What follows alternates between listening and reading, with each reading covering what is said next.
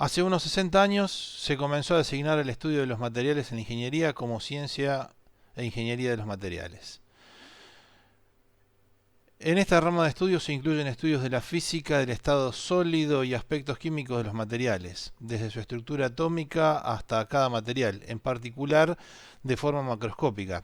Se estudia desde las uniones químicas por su ordenamiento cristalino o no cristalino o amorfo. Estas estructuras sin forma son un poco más complejas. Si el material es cristalino, hay cierto orden, lo que promueve estudiar geometrías y sus defectos. Muchos materiales adoptan estructuras cristalinas, las cuales se producen en condiciones favorables. La cristalografía es la rama que estudia el crecimiento y la geometría externa de estos materiales, de estos cristales. De estas estructuras tridimensionales de ordenamiento, incluso los desarreglos atómicos o defectos, los que llamaremos defectos cristalinos. También debemos considerar que los átomos y moléculas pueden tener bastante movilidad, la difusión, proceso en el que los materiales se mezclan a escala molecular, debido a sus vibraciones. Este movimiento a escala atómica es rápido en líquidos y relativamente fácil de visualizar. Por ejemplo, imaginemos una gota de tinta en un vaso de agua, cómo se irá diluyendo. La tinta difunde en el agua. Este proceso, dependiente de la temperatura, es más difícil visualizar en los sólidos, pero existe. Entonces analizamos los sólidos cristalinos como átomos quietos perfectamente ordenados. Después analizamos cierta perfección en ese ordenamiento. Y después analizamos cierta imperfección, a lo que vamos a llamar defectos cristalinos. Por último, consideraremos cierta movilidad de estos átomos, la difusión. Todo esto es estado sólido. Ahora bien, las uniones químicas determinan una fuerza de enlace. El ordenamiento atómico permitirá cierto desplazamiento en las uniones metálicas, pero no en las uniones iónicas. Los defectos aportarán beneficios y desventajas, las cuales nos darán una idea de las propiedades mecánicas. Pero las propiedades mecánicas, como la resistencia del material al ser deformado, la resistencia mecánica, la capacidad del material a ser deformado, la ductilidad, entre otras propiedades, son determinables macroscópicamente por ensayos. Los grupos de materiales que se estudian en ingeniería generalmente se dividen en tres grupos principales: metales, polímeros y cerámicos. Existen otros dos grupos más de análisis en la literatura actual, que son los materiales compuestos y los semiconductores.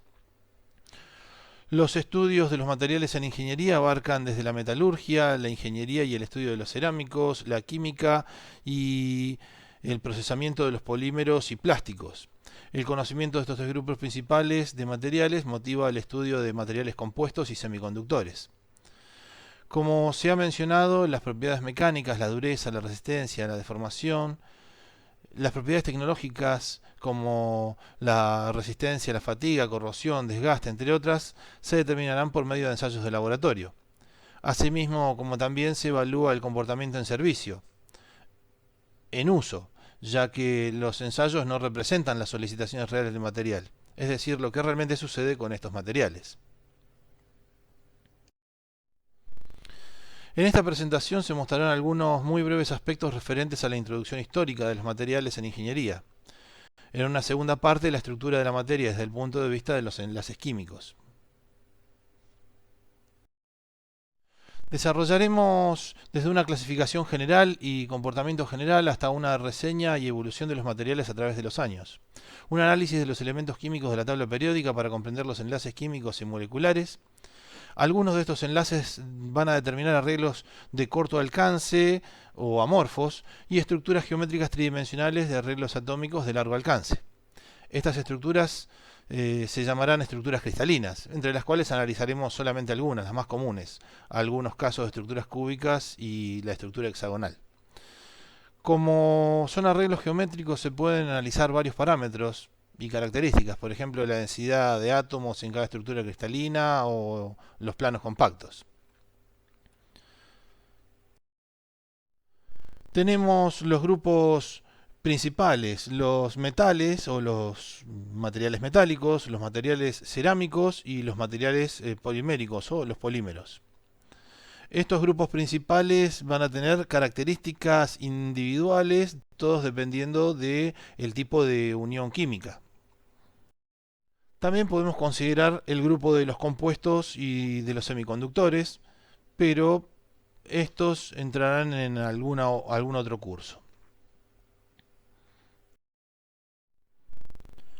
Los materiales en ingeniería se clasifican en metales, plásticos, cerámicos y compuestos. Cuando hablamos de cerámicos hacemos una aclaración que podemos hablar de otros materiales como por ejemplo los vidrios, que si bien tienen otras características, características químicas, responden a características macroscópicas como los cerámicos. Los metales se pueden clasificar en aleaciones ferrosas y no ferrosas. Las aleaciones ferrosas involucran el grupo de los aceros inoxidables y las fundiciones ferrosas. Las aleaciones no ferrosas entran todas aquellas aleaciones que no tienen relación o como elemento principal al hierro, ya sea el aluminio, cobre, titanio, entre otros. Entre los plásticos podemos clasificarlos en materiales termoplásticos, termoestables, también llamados termofijos, y elastómeros. Los termoplásticos son aquellos que se pueden llegar a fundir y reprocesar. Los termoestables son estables a altas temperaturas y cuando se eleva la temperatura rompen su estructura molecular degradándose o quemándose. Los elastómeros pueden ser termoplásticos o termoestables y tienen una particularidad de tener un gran periodo elástico. En el grupo de los cerámicos nos podemos encontrar con diferentes tipos de óxidos, nitruros, carburos, entre ellos el vidrio, y también podemos considerar el grafito o el diamante con características de los cerámicos, ya que si bien tienen uniones covalentes, tienen una estructura cristalina. El diamante, por ejemplo, o el grafito tiene una estructura perfectamente ordenada, una estructura atómica perfectamente ordenada, la cual hace considerarlos dentro de este grupo. Y los materiales compuestos son aquellos que combinan cualquiera de los grupos principales, ya sean de metales, plásticos o cerámicos.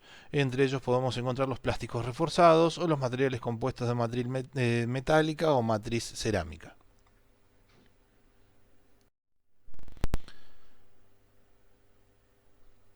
Cuando decimos que los estudios de los materiales en ingeniería abarcan desde la química del átomo de cada elemento que conforma un material hasta las características físicas, debemos abocarnos a la comprensión de su enlace químico, su comportamiento y a partir de allí sus propiedades. La estructura de los materiales depende de la naturaleza de sus enlaces químicos o físicos, que en realidad, los químicos son los enlaces primarios y los físicos los enlaces secundarios. La naturaleza del enlace químico determina un ordenamiento de los átomos a corta o a larga distancia, la cual llamaremos ordenamiento cristalino. Algunos materiales pueden tener sus átomos ordenados y otros no, dando origen a estructuras cristalinas o a estructuras amorfas, sin forma o sin ordenamiento cristalino.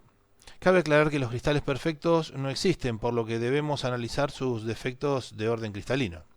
Inicialmente se estudian los materiales cristalinos porque tienen patrones repetibles, su red tridimensional, que por su geometría es comprensible y se puede analizar. De hecho, incluso son comprensibles y analizables hasta sus defectos, los defectos cristalinos. Las uniones químicas determinan una fuerza de enlace. El ordenamiento atómico permitirá cierto desplazamiento en las uniones metálicas, pero no en las iónicas. Los defectos aportarán beneficios y desventajas, las cuales nos darán una idea de las propiedades mecánicas. Todo esto se verá en detalle en cursos más avanzados o en detalles en clases más adelante. La resistencia mecánica, por ejemplo, es la oposición a deformarse, ya sea elásticamente o plásticamente. Vemos que, por ejemplo, los metales tienen un comportamiento elastoplástico. Si aplicamos una fuerza sobre un material, podemos deformarlo mientras está aplicada dicha fuerza y puede restituirse a su forma original. Pero si la fuerza es mayor, podemos deformar el material de forma permanente. Una deformación estará dentro de un periodo denominado periodo elástico y otra deformación será permanente, llamada periodo plástico. Desde el punto de vista químico podemos determinar ciertas características y propiedades químicas, físicas, cada una propia del material, elemento o sustancia. En todos los grupos de materiales en ingeniería, las propiedades mecánicas se pueden modificar desde su fabricación. Tal es el caso de los metales o aleaciones metálicas, los cuales también pueden modificarse por deformación plástica o tratamientos térmicos. Las modificaciones de las propiedades mecánicas o tecnológicas también pueden realizarse en los cerámicos, polímeros y en materiales compuestos. La naturaleza de sus enlaces atómicos fundamenta la estructura cristalina de los materiales. El punto de fusión, el coeficiente de dilatación térmica y las propiedades elásticas son ejemplos de las denominadas propiedades insensibles a la estructura, ya que dependen solamente del elemento y por lo tanto de su ordenamiento cristalino. No obstante, propiedades como la resistencia a la rotura y la capacidad de deformación, entre otras como el límite elástico y la fluencia, los cuales se desarrollarán más adelante, no pueden ser justificadas solo por la estructura cristalina del monocristal y sus uniones químicas. Se denominan propiedades sensibles a la estructura, porque no solo dependen de la estructura y su composición del cristal, sino que a su vez dependen del historial del material. Esto es común en aleaciones metálicas y en algunos polímeros. Mientras las propiedades insensibles a la estructura mantienen los mismos valores para cualquier muestra de un metal o aleación, las propiedades sensibles a la estructura estarán correlacionadas y en cada muestra en particular está correlacionada con su historial asociado. Solo si varias muestras tienen el mismo historial podrán alcanzar las características sensibles a la estructura del mismo orden.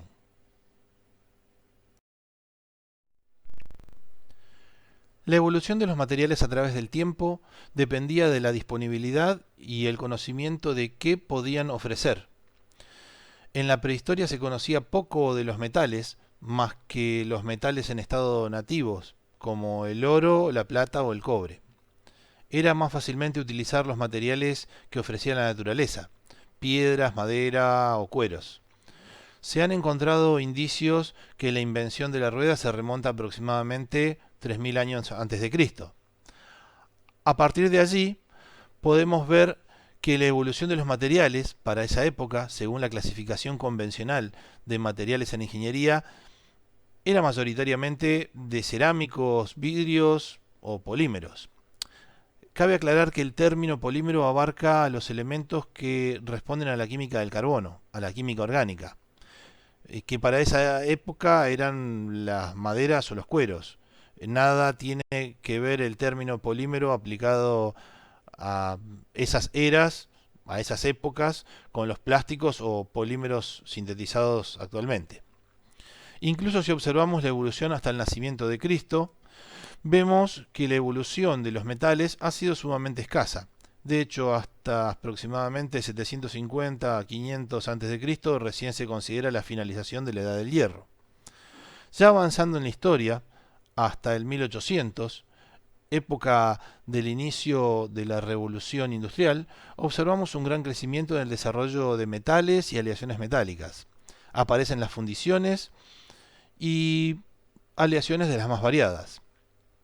La revolución industrial ha modificado un modo de vida en la humanidad. El desarrollo de la máquina de vapor, herramientas más resistentes para labrar el campo y tecnologías para producción de utensilios requerían desarrollos de nuevos materiales.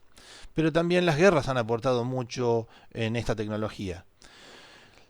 La necesidad de desarrollar espadas más fuertes, escudos más resistentes, incluso de las primeras armas con pólvora, han motivado nuevos desarrollos en aleaciones metálicas. Todavía el resto de los grupos de materiales, tanto en polímeros, materiales compuestos y cerámicos, seguían utilizando cerámicos naturales, materiales compuestos por materia prima natural. Citamos por ejemplo el adobe como mezcla de barro y fibras naturales de pastos secos, y polímeros naturales, con algún eventual descubrimiento y desarrollo del caucho. A partir del 1800, la revolución industrial impulsó fuertemente el comercio, el mercado internacional, tecnologías de producción, transporte, el desarrollo del ferrocarril, el automóvil, la utilización de la corriente eléctrica y las comunicaciones. La aviación también fue un impulso en la cual se requerían nuevos materiales. Las guerras mundiales, principalmente la segunda, dio un gran envión a desarrollos en aleaciones livianas y resistentes para la aviación, aleaciones muy tenaces y resistentes al choque e impactos para blindajes, y tecnologías asociadas a la unión de metales, por ejemplo la soldadura. Incluso a estudios minuciosos de cómo modificar las propiedades del acero, aleación hierro-carbono. El descubrimiento de polímeros sintéticos y la capacidad de asociarlos a fibras, dando lugar a materiales compuestos semejantes a su predecesor, el adobe, fueron desarrollos que pasaron a ser de uso común en nuestros días. Muchos libros asocian a la posguerra como la edad del plástico.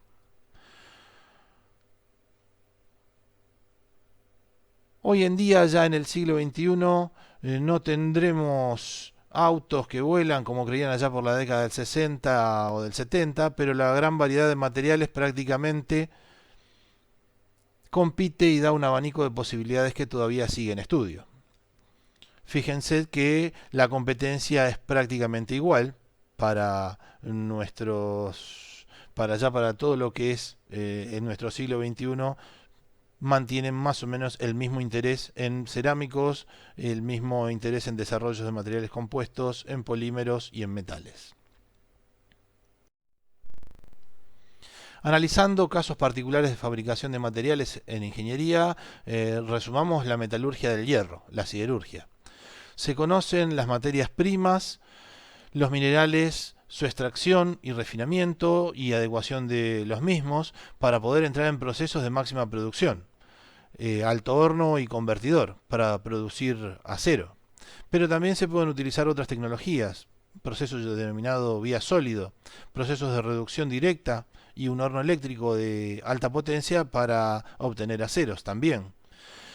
Cada proceso dependerá de las economías regionales y disponibilidades de materias primas, los minerales, ferroaleaciones y distintos tipos de combustible. La evolución del acero se remonta a la utilización del hierro hace unos 6.000 años atrás, allá por 4.000 a.C. Los indicios de hierro en trozos de collares y espadas de hierro dan la pauta de que se conocía el material, pero no tenían idea de que iba a ser la aleación más utilizada en la historia de la humanidad. 1000 años antes de Cristo ya tenían idea de la cementación, el temple y algunos tratamientos de calentamiento y enfriamientos que aportaban mejoras al llamado hierro de la época. Los procesos siempre utilizaron carbón, por lo que era un pequeño esbozo de acero en la historia. Después de el 1200 después de Cristo, comenzaron a perfeccionarse los métodos de refinamiento del acero. Las aleaciones hierro-carbono anteriores, si bien eran fuertes para la época, también lo eran peligrosas. Más aún cuando, este acero era una parte de un cañón. Esta aleación hierro-carbono contenía un nivel de impurezas que un cañón podía ser un arma peligrosa para el enemigo como para los compañeros mismos de guerra. Tanto se podía podía disparar al enemigo como podía explotar al momento de disparo. Analizando esto desde 1850 hasta la actualidad, los métodos de refinamiento en la fabricación del acero han llegado a aportar una aleación tanto de uso en la vida cotidiana como un simple alambre de alambrado o para la utilización en una estructura de una plataforma petrolera offshore. La fabricación de polímeros tiene un equivalente desarrollo. Desde una simple molécula denominada monómero se ha desarrollado la posibilidad de hacerla reaccionar para que forme una molécula de muchos monómeros, denominada polímero. Para hacer un análisis de la química de los elementos, lo haremos desde la tabla periódica de Mendeleev. Esta clasificación de elementos químicos permitió comprender ordenadamente reacciones y particularidades en la formación de compuestos y aleaciones. Las dos primeras columnas y los elementos de transición corresponden al grupo de los metales, mientras que los metales y algunos no metales podrán formar compuestos químicos que estarían dentro del grupo de los cerámicos, en realidad aquí por el tipo de unión que veremos más adelante. El carbono, el hidrógeno, el oxígeno, el nitrógeno son los elementos más comunes de la química orgánica y corresponden a los elementos que forman parte de los compuestos o materiales poliméricos. Algunos no metales o metaloides, también llamados anfóteros, formarán parte de los semiconductores,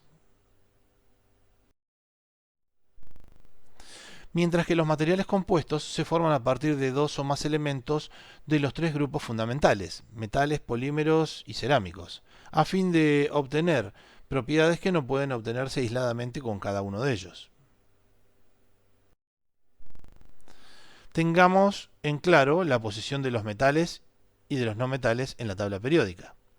Teniendo en claro esto, podemos tener una ubicación relativa cada vez que hablemos de número atómico, de los elementos de transición, de los no metales, de los alcalino-térreos o de los halógenos, por ejemplo.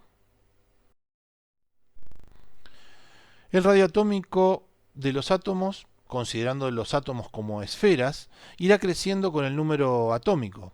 Esto es un dato fundamental a tener en cuenta, ya que cuando se analicen las uniones químicas, se puede tener una idea teórica de la separación de estos átomos, esta separación óptima de átomos cuando se dé una unión química.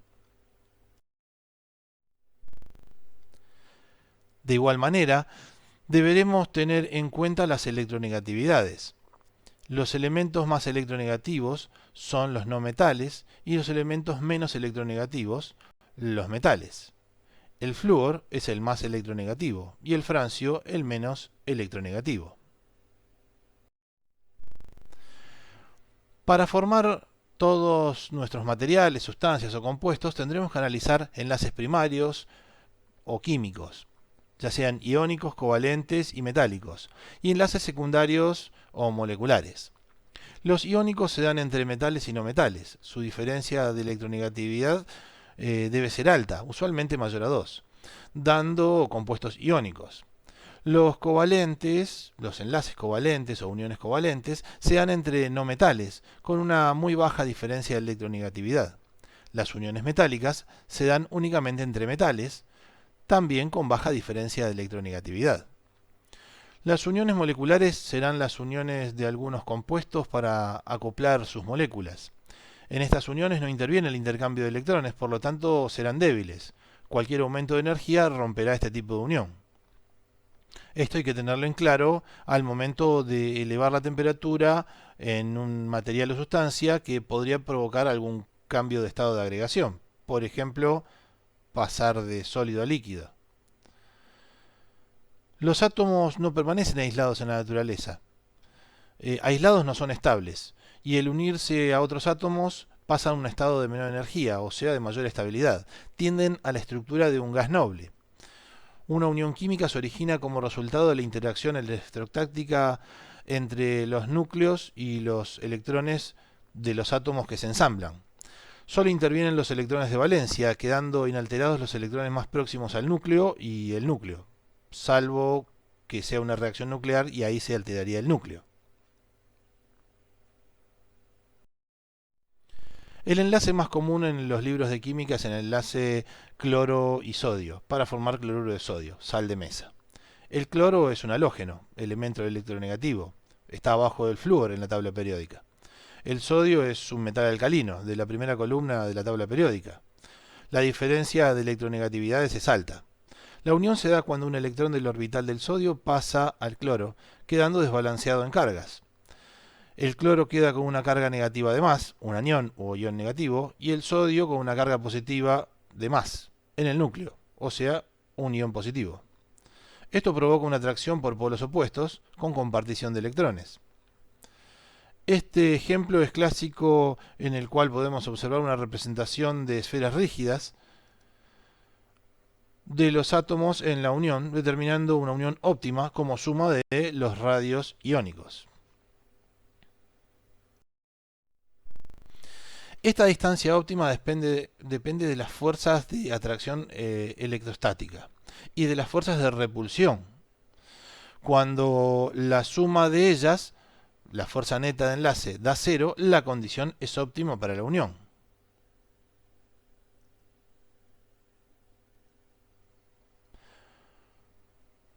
Cuando la fuerza neta es mayor a cero, existe una tendencia a atracción cercana, pero esa atracción disminuye a medida que se alejan demasiado los iones. Por otra parte, la fuerza neta es negativa, cuando la fuerza neta es negativa, cuando están muy próximos, tendiendo a separar a los átomos y llevarlo a la condición de fuerza cero. De todos modos, si tomamos el modelo de esferas rígidas e indeformables, esta condición sería imposible según este modelo. Analizando la fuerza en función de la distancia interatómica, podemos obtener las energías de enlace. En la condición de fuerza neta igual cero, la energía es mínima. En comparación con los enlaces iónicos, los enlaces covalentes comparten electrones de su último orbital. Una característica de este tipo de unión es que forman moléculas, por lo que también tendrán uniones moleculares del tipo Van der Waals. Se ha preparado un apunte adicional para quien lo necesite, aunque no es estrictamente necesario discriminar cada una de las uniones moleculares más que para el conocimiento general. Aquellos que necesiten es suficiente pedírmelo por mail. Solo debemos recordar que las uniones moleculares son más débiles que cualquier otro tipo de unión química, o de cualquier tipo de unión química. El enlace metálico, en cambio, se da entre metales, compartiendo los electrones con todos los átomos. La teoría de Sommerfeld del electrón libre establece una suposición básica que dice que los electrones de valencia de un metal son libres y están confinados a moverse dentro de los límites de un objeto metálico, o sea, van de un lado al otro dentro del metal sin abandonarlo. Las explicaciones clásicas definen este movimiento de electrones como una nube de electrones. Como todos los electrones tienen la misma libertad, la separación de todos los átomos metálicos estará dentro de un orden geométrico, en un arreglo tridimensional espacial, dando lugar a diferentes disposiciones geométricas. Por lo tanto, los metales van a tener un ordenamiento cristalino. Se dice que los metales son cristalinos. Las disposiciones geométricas, las vamos a ver más adelante, se denominan redes cristalinas o redes de Bravais. Los compuestos iónicos también poseen esta capacidad de ordenamiento, pero por atracción molecular debido a fuerzas coulomбicas de unión. Por lo tanto, los compuestos iónicos también son cristalinos. En cambio, los compuestos covalentes tienen uniones direccionales y forman moléculas que estarán unidas por uniones moleculares, uniones secundarias, de diferentes tipos, dependiendo del tipo de compuesto. Esto cambiaría un montón de propiedades respecto de las características cristalinas.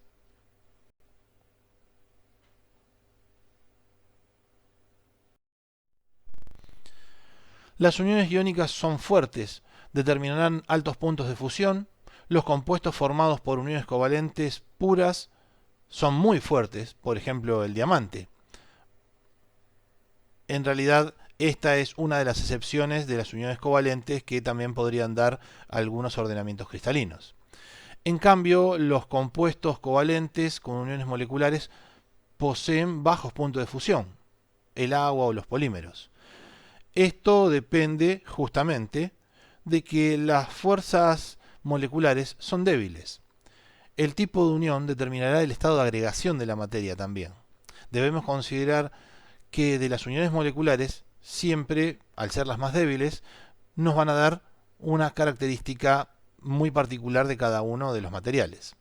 En el caso de los metales, no vamos a tener uniones moleculares, ya que los metales son monoatómicos y tienen todos el tipo de unión metálica. Únicamente el tipo de unión metálica. Como conclusión, una unión química se dará cuando la energía es mínima y las fuerzas de atracción y repulsión son iguales, condición de fuerza neta cero. La distancia óptima es la suma de los radios atómicos cuando consideremos el modelo de esferas rígidas. Los materiales formados por uniones moleculares tendrán bajos puntos de fusión. Los materiales con uniones metálicas conducen la electricidad y son buenos conductores térmicos por tener electrones libres. Y los iónicos y los metálicos pueden formar estructuras cristalinas, a excepción de algunos covalentes como el diamante, como ya hemos nombrado.